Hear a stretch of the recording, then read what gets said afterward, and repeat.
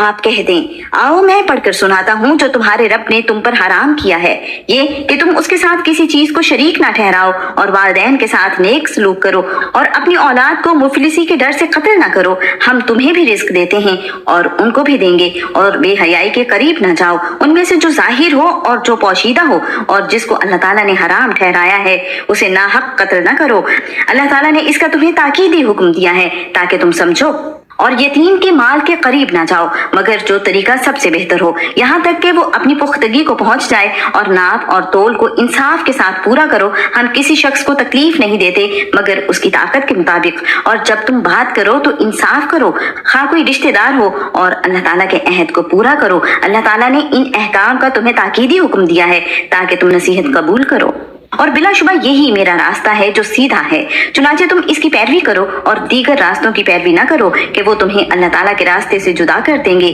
یہ ہے جس کا اللہ تعالیٰ نے تمہیں تاکیدی حکم دیا ہے تاکہ تم بچ جاؤ۔ پھر ہم نے موسیٰ کو کتاب دی، ہر اس شخص کے لیے نعمت کی تکمیل تھی جو نیکی کی روش اپنائے، اور ہر حکم کی تفصیل تھی اور ہدایت اور رحمت تھی تاکہ وہ اپنے رب کی ملاقات پر ایمان لے آئیں۔ اور یہ ایک بابرکت کتاب جس کو ہم نے نازل کیا ہے، چنانچہ تم اس کی پیروی کرو اور اللہ تعالیٰ سے ڈر جاؤ تاکہ تم پر رحمت کی جائے۔ کہیں تم یہ کہو کہ کتاب تو ہم سے پہلے ہی کے 2 گروہوں پر نازل کی گئی تھی اور ہم ان کے یعنی کتابوں کے پڑھنے پڑھانے سے یقیناً غافل تھے، یا تم کہو کہ اگر ہم پر بھی کتاب اتاری جاتی تو ہم یقیناً ان سے زیادہ ہدایت یافتہ ہوتے، تو بلا شبہ یقیناً تمہارے پاس تمہارے رب کی طرف سے ایک روشن دلیل اور ہدایت اور رحمت آ چکی ہے۔ پھر اس سے بڑا ظالم کون ہے جس نے اللہ تعالیٰ کی آیات کو جھٹلایا اور ان سے کنارہ کشی اختیار کی؟ ہم انہیں جلد ہی بہت برے عذاب کی سزا دیں گے۔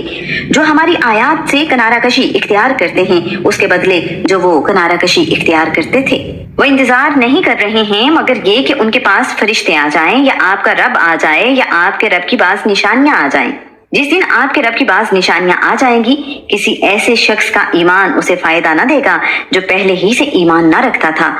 یا اس نے اپنے ایمان میں کوئی نیکی نہ کمائی تھی۔ آپ کہہ دیں تم بھی انتظار کرو، بلا شبہ ہم بھی انتظار کرنے والے ہیں۔ یقیناً جن لوگوں نے اپنے دین کو ٹکڑے ٹکڑے کر ڈالا اور گروہ گروہ بن گئے، ان سے آپ کا کوئی تعلق نہیں، یقیناً ان کا معاملہ اللہ تعالیٰ ہی کے حوالے ہے، پھر وہی ان کو بتائے گا جو وہ کیا کرتے تھے۔ جو نیکی لائے گا اس کے لیے اس جیسا 10 گنا ہوگا، اور جو برائی لائے گا تو وہ اس کے برابر ہی بدلہ دیا جائے گا، اور ان پر ظلم نہیں کیا جائے گا۔ آپ کہہ دیں میرے رب نے مجھے سیدھی راہ دکھلائی ہے کہ وہ ایک مضبوط دین ہے، ملت ابراہیم ہے جو ایک ہی طرف کے تھے، مشرکوں میں سے نہ تھے۔